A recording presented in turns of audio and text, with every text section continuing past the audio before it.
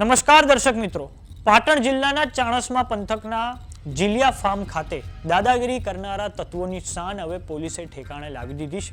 જીલિયા ગામે બનેલી હિંસક ઘટનામાં સંડોવાયેલા 17 જેટલા શખ્સોની ધરપકડ કર્યા બાદ પાટણ જિલ્લા પોલીસે આજે ચાણસ્માના જાહેર માર્ગો પર તેમનું સરઘસ કાઢીને કાયદાનું ભાન કરાવ્યું છે. આખી ઘટનાની વાત કરીએ તો જીલિયા ગામે રામાપીર મંદિરના ફાળાની ઉઘરાણી અને વ્યવસ્થાપનને લઈને ભાવેશ રબારી અને મુખ્ય આરોપી જીતુભા વચ્ચે લાંબા સમયથી મંદુક ચાલી રહ્યું હતું. આ અદાવત રાખીને ગઈકાલે મોડી રાત્રે જીતુભા અને તેના 15 થી 20 શખ્સોના ટોળાએ પૂર્વ આયોજિત કાવતરું રચી હિંસક હુમલો કર્યો હતો. હુમલાખોરો લાકડી, ધોકા અને અન્ય પ્રાણઘાતક હથિયારો સાથે ગાડીઓમાં સવાર થઈને આવ્યા હતા અને ગામમાં આતંક મચાવ્યો હતો. હુમલાખોરે ભાવેશ રબારીના ઘરને નિશાન બનાવી પથ્થરમારો અને તોડફોડ કરી હતી. આ સમગ્ર ઘટના પછી નજીકમાં જે સીસીટીવી લાગેલા છે તેમાં પણ કેદ થઈ છે. ફૂટેજમાં સ્પષ્ટ રીતે જોઈ શકાય છે કે કઈ રીતે બેફામ બનેલું ટોળું હિંસા પર ઉતરી આવ્યું હતું અને ગ્રામજનોમાં અફરાતફરી મચી ગઈ હતી અને લોકોએ જીવ બચાવવા દોડધામ કરવી પડી હતી.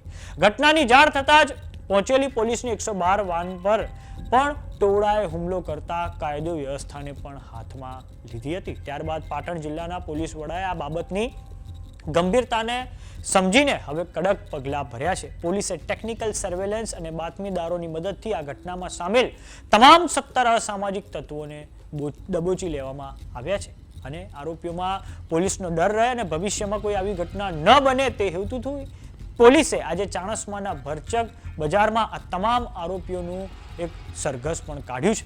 પોલીસે જાહેરમાં અસામાજિક તત્વોની સરભરા કરી તેમની દાદાગીરી ઉતારી છે. તો આવો નજર કરીએ દ્રશ્યો પર જે પાટણના ચાણસ્માથી સામે આવ્યા છે.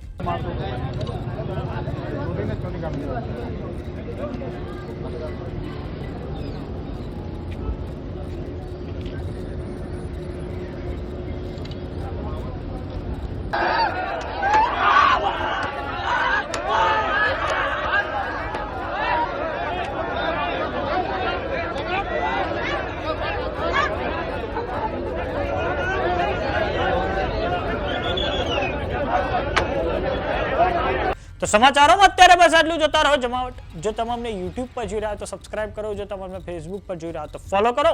સાથે જ અમારી WhatsApp ચેનલ આવી ગઈ છે, જોઈન કરવાનું ના ભૂલતા. નમસ્કાર.